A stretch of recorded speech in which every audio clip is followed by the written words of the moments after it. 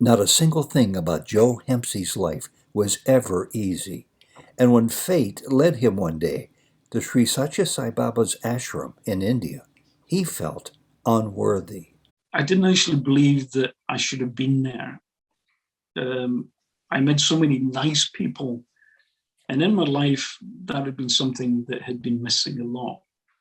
Joe was raised by a father and then by a stepfather, both hardened alcoholics, both physically abusive to Joe, his mother, and his siblings.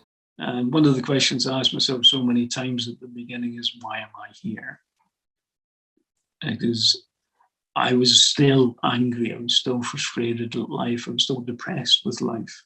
It was a depression that lasted for years until Sai Baba entered his life. And slowly, Swami started to draw me in. And from that day forward, Sai Baba stripped away from Joe everything that was not pure.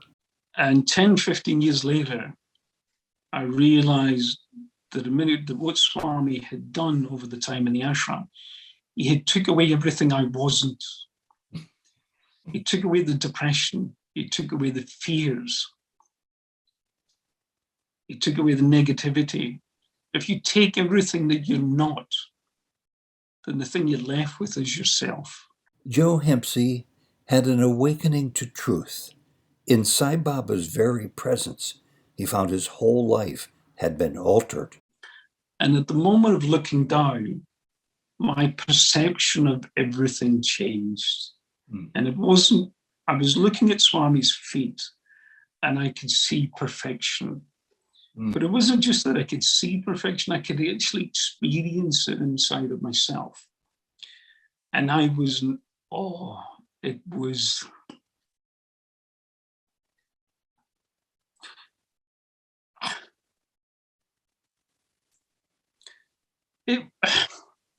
sorry. Joe Hempsey, a British carpenter for years, tells his own very personal story of redemption at the feet of Sri Satya Sai Baba. I marvel at what Swami has done for me. The change, the transformation of the depressed alcoholic that tried committing suicide at 18 to the sense of peace that I have at 57. Welcome to Souljourns. This video was recorded in San Diego and London on April 16th, 2022. Before continuing, Souljourns regrets the poor video and audio quality of this recording. Please note the spiritual quality of this interview is exceptional, and we hope you enjoy it. Joe Hempsey, welcome to Souljourns. It's a pleasure to have you here with us today. You're the author of the book I'm holding here called Why, and we'll talk about various components of this book later on because it describes how through suffering and pain that all of us experience to one degree or another, you were led to the side of Sri Satya Sai Baba. And you were raised in a family with a violent father, and regretfully, you also had, after that, you were raised by a violent stepfather. Can you give us a brief snapshot of your childhood? My father was kind of a deeply troubled person himself. He was kind of a weekend drunk, a weekend alcoholic. So when he came home, he was often violent. I mean, the whole family was virtually terrified of him. Joe's father was exceedingly violent, but he died when Joe was just a young boy. The first thing I actually said to him was, does this mean he can't hit us anymore? As you mentioned as well, there was the stepfather, Benny. He came along shortly afterwards. I think by the time I was 9 or 10, I'd watched him cut my mother with a knife. And the violence with Benny went on for many years. But all these things have, for a child, a very deep psychological effect. I grew up thinking, when I grow up, I'm not going to do this. But unfortunately, when I grew up, in many ways, I became both my father and Benny. Joe then became a drinker himself, and soon thereafter, he joined the army. But ultimately, it was very damaging. Because of the childhood, I didn't know how to form relationships, friendships. and nothing seemed to be permanent in my life.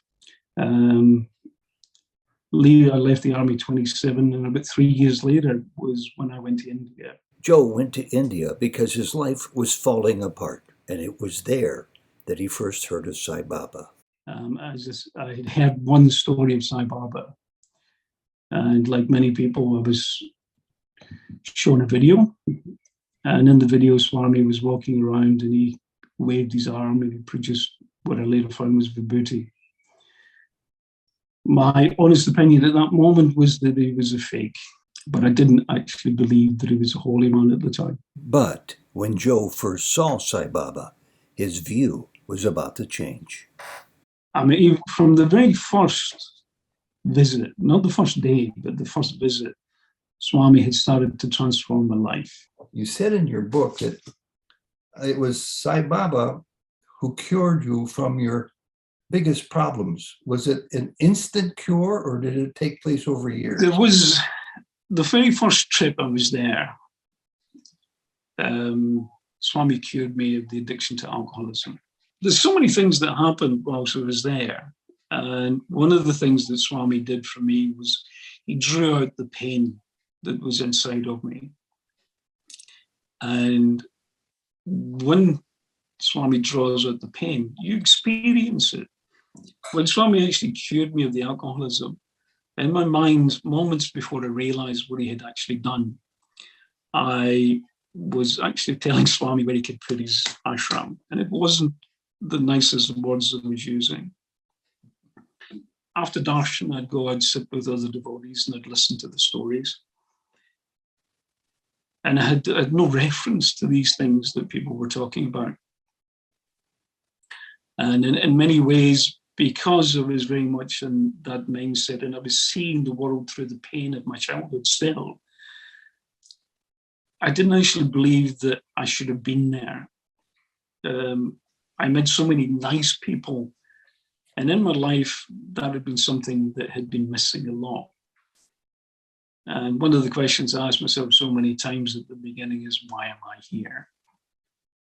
Because I was still angry, I was still frustrated at life, I was still depressed with life. And slowly, Swami started to draw me in. And kind of one of the first spiritual experience that happened inside was Swami came along and he stood directly in front of me. And he leaning over the top of me, and I had to lean back like this to see him as he was taking letters from all the people behind me. And as he's taking the letters, my neck actually hurt from doing this. So I leaned forward and I looked down.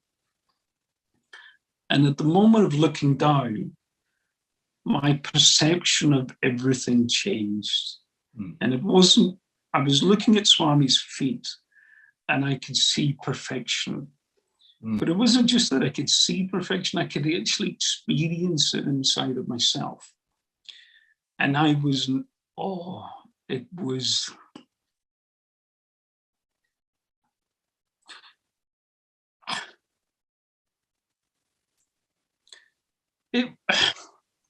sorry.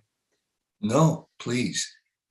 All of this is completely understandable, but also extremely important. Please continue. It was looking at something that was beyond anything I'd ever experienced.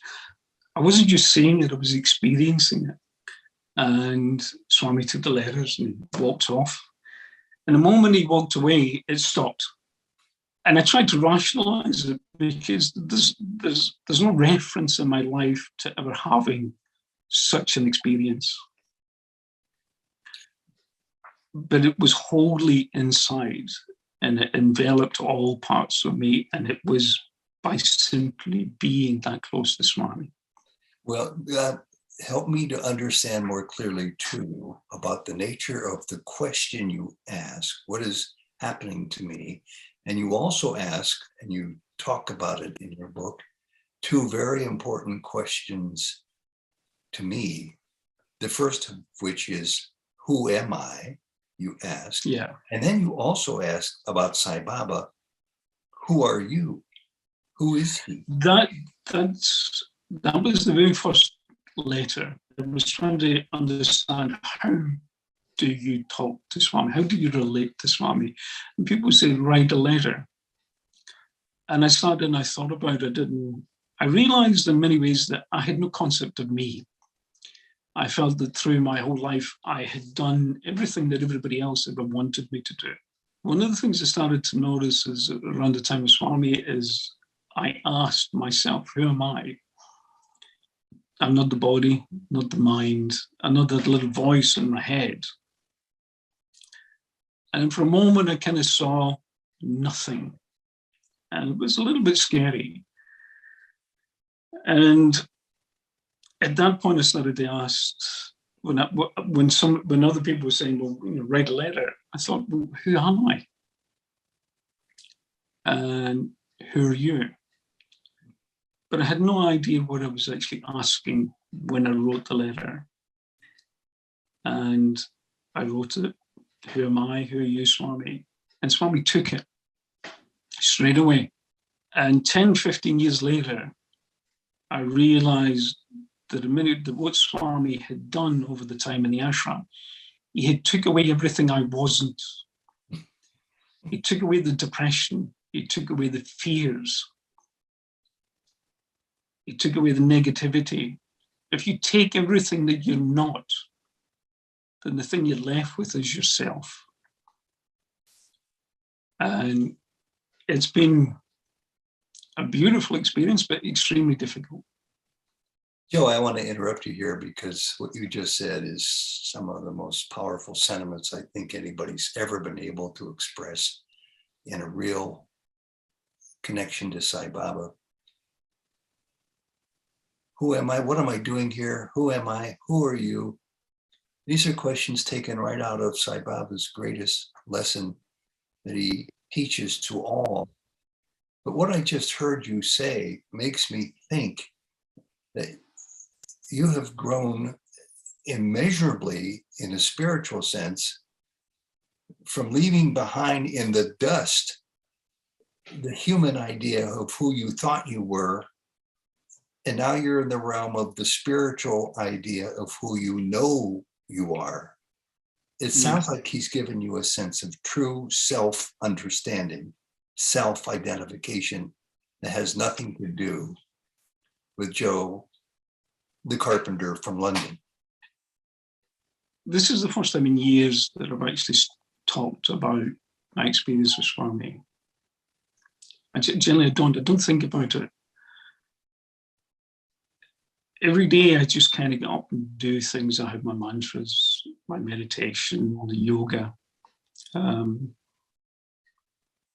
And I've found in the past few years a greater and greater sense of peace and silence in the mind. Joe, I'm aware that at least once you traveled to a place that I feel Sai Baba would send people from time to time, Tiruvannamalai, the home of Ramana Maharshi's ashram. He, of course, left his body in 1950, but for many people, it's still a very important place to go in honor of his consistent teachings on self-inquiry and answering the question, who am I? You've been there? Yes, I've been there 3 occasions. The longest time was only 9 days. So it was after Swami's passing. And I finished writing the book whilst I was there. And it was interesting. I was so busy. I was staying inside the ashram, but I would go in to the little hall. On Mahashivratri itself, 2015, I walked to the top of the mountain, which is a bit of a climb. Went around the mountain, but as I said, I spent most of the time writing. But on the day that I left, it was interesting. I didn't think anything so much was happening. But on the day of leaving, I got a taxi, and an Indian couple asked if they could get a lift in with me to the city. And as I left, the ashram, I became aware of this profound sense of peace. Hmm. I got into the taxi, and the elderly couple came in, and I agreed to allow them to share the taxi into the city. But it wasn't until the very moment I got into the taxi, I realized that I was experiencing a profound sense of peace. I experienced it in Swami's ashram, but this was so intense. I could literally hear a pin drop in my own mind, which was kind of interesting because the couple behind me just kept talking, and they're trying to talk to me. And at the same time, I'm listening to them, and I'm fully aware of this silence within. And as I said, for the 9 days that I was at the ashram, I was so busy, I hadn't really noticed that anything was happening. It was at the moment of leaving. And it was also the actual moment of having finished writing the book. And that sense of peace, as it resonated with me throughout that year, almost as if it's almost still there now. Ramana Maharishi's ashram is a beautiful place, Arunachala. Well, I just want to say that I'm so happy that we touched upon this element of your story too, because Ramana Maharshi's emphasis on self-inquiry is absolutely, in my opinion, no different than Sai Baba's emphasis on self-inquiry. Yeah. And your life was changed in so many wonderful ways by Sai Baba, but I never heard you refer to it because it sounds like I didn't. And the focus on self-inquiry, your life was unfolding about the inspection of your experiences. Yes. Without having to pick up a book called Who Am I take it. Because Swami had mentioned them, I was always interested. But while Swami was in the physical body, I never wanted to go. It was only after Swami left the body that I felt free to go somewhere else. Yeah. And that would have been Arunachala. That was my first choice. I can't imagine wanting to go anywhere else. So you've had spiritual teachers from Vivekananda to Ramana Maharshi, and the focal point of your life has been centered mostly on, it seems to me, Baba. Yeah. I think you're one of the luckiest guys who walks the earth with all these rich experiences. I marvel at what Swami has done for me. The change, the transformation of the depressed alcoholic that tried committing suicide at 18 to the sense of peace that I have at 57. Well, you've certainly modeled that throughout your life from the stories you've told me, and you've certainly modeled it here today, for which I am most grateful. These are very, very, very powerful lessons. This gets back to what I was alluding to a few minutes ago when I was talking about perhaps the greatest fortune in your life was to become aware of your true identity, of what it is that's below the addiction, the violence, the depression, and the sadness that Swami took away from you. Yeah. Whenever I ask Swami for something, I always, in my mind, I realized very quickly what he did for me with the alcoholism, the addiction to the cigarettes. I would only ask Swami, Swami, give me what I need, not what I want. That was my constant prayer, if you like, to Swami. Even when I was having the hardest of times of being around the ashram, it was always give me what I need, not what I want. And it's what Swami has always done. But in giving me what I need, he has taken away. I mean, there's bits I know that you've read in the book about him taking away the deeper pain. And I would always, when I realized something that was wrong, a behavior within myself that was wrong, I would always ask Swami to take away from the root problem. Because the alcoholism, the addiction to cigarettes, those were just the surface elements. The pain was much, much deeper. And it's that Swami, after he had taken away those two addictions, that Swami went after. And it's interesting because he used my own nature, in a sense, against me to kind of trap me in a corner, to force these, well, if you like, my own personal demons to come out. And as a child, when you've had so much damage, you see the world through that pain. Everything is tainted by it. And it really takes a guru to remove that pain. And that's what Swami did. And it's what I kind of hope in the book I managed to get over the point. Swami is the one that took away all this pain. One thing else that you said along these same lines, a very succinct, powerful sentence. You said that Sai Baba was the hammer that broke through your emotional pain.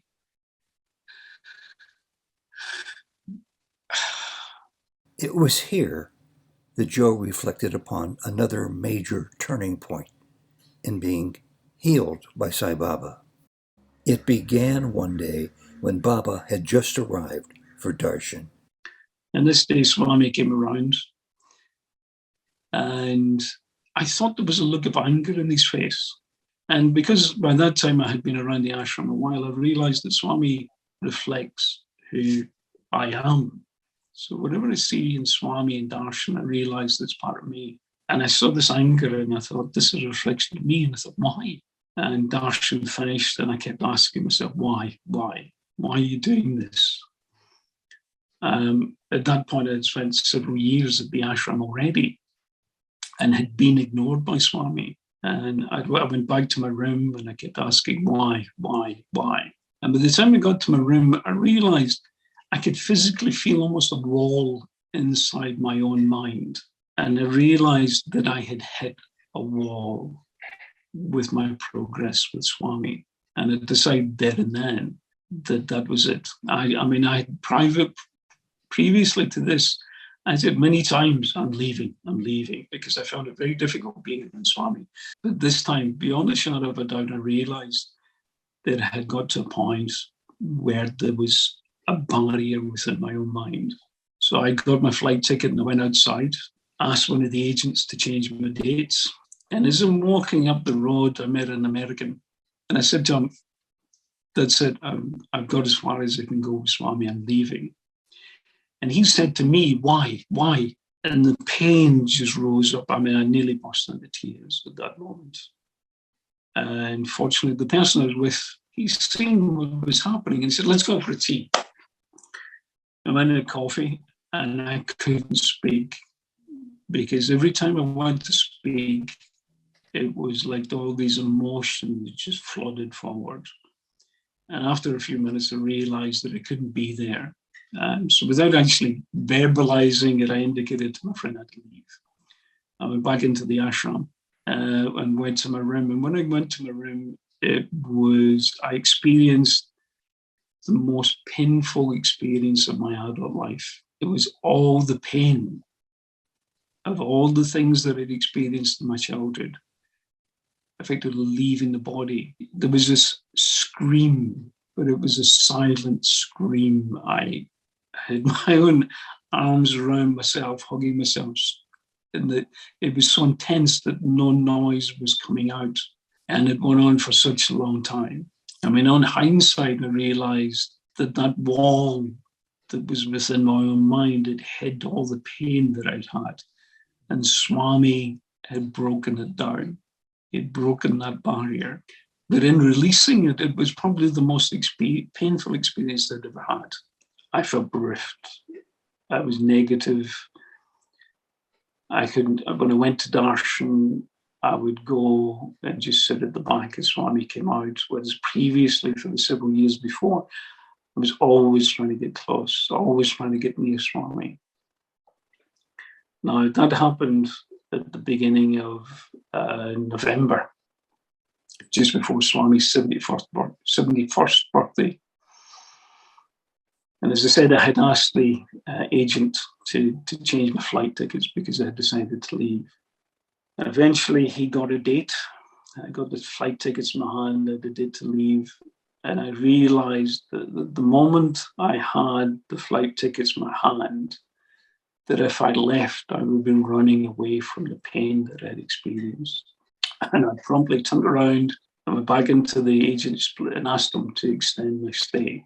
It happened in November. And this feeling of depression from the shock of this energy leaving the body went on for months.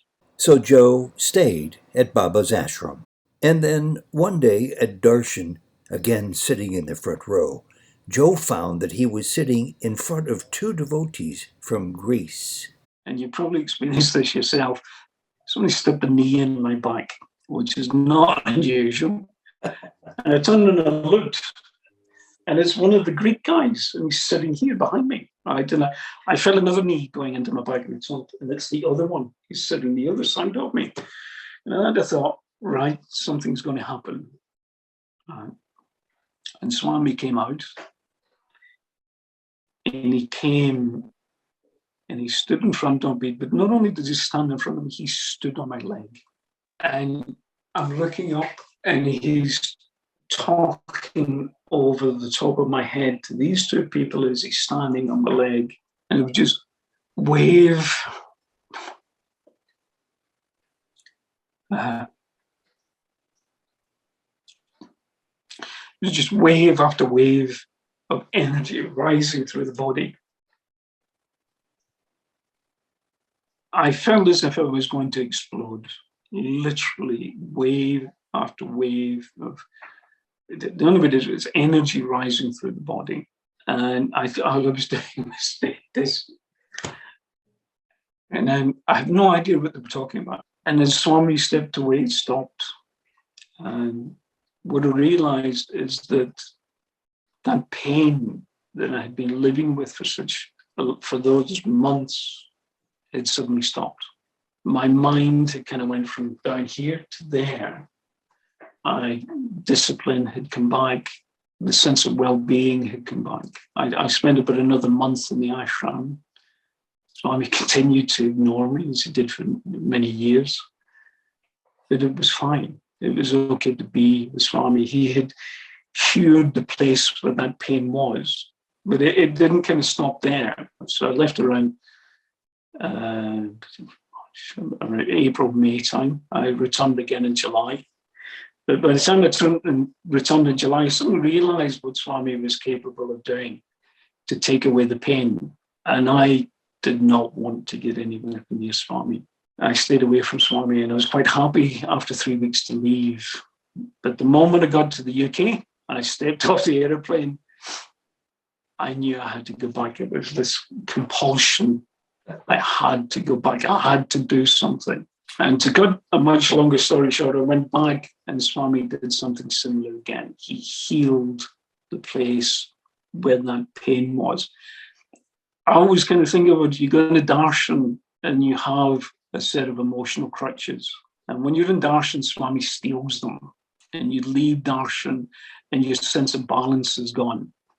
And you have to find a new sense of balance, a new center. And Swami would often do that to me. He took away the pain. I have to ask you a question about this, Joe. A wise friend of mine told me just relatively recently about his own arrival to the point of awareness of the truth of who he was and is. He said the pain inside from our lifetime and maybe from our previous lifetimes has to come up and has to be processed for you to get to the point where you truly know who you are. Yeah. Nowadays, if I ever hear of a person and they say they've had a breakdown, in some ways I think they're very lucky, because that breaking gives them the opportunity to start something new. Because Swami broke me several times. And in that breaking, he allowed me to see the world and see myself in a very, very different light. And fortunately, by being around Swami, Swami then healed the place where that pain was. And when you're broken, to use your words, and the pain comes, to use your words, As I was reminded by this same wise friend, it's actually a good thing. It sounds Oh, yeah. counterintuitive. On reflection, right, it wasn't at the time, right?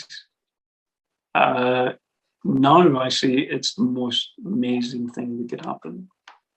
At the time, it was very difficult. The first time it happened, it was so intense. The aftershock that people started to avoid me. And it's quite, I can understand now because it was so negative, but you kind of curl up inside of yourself.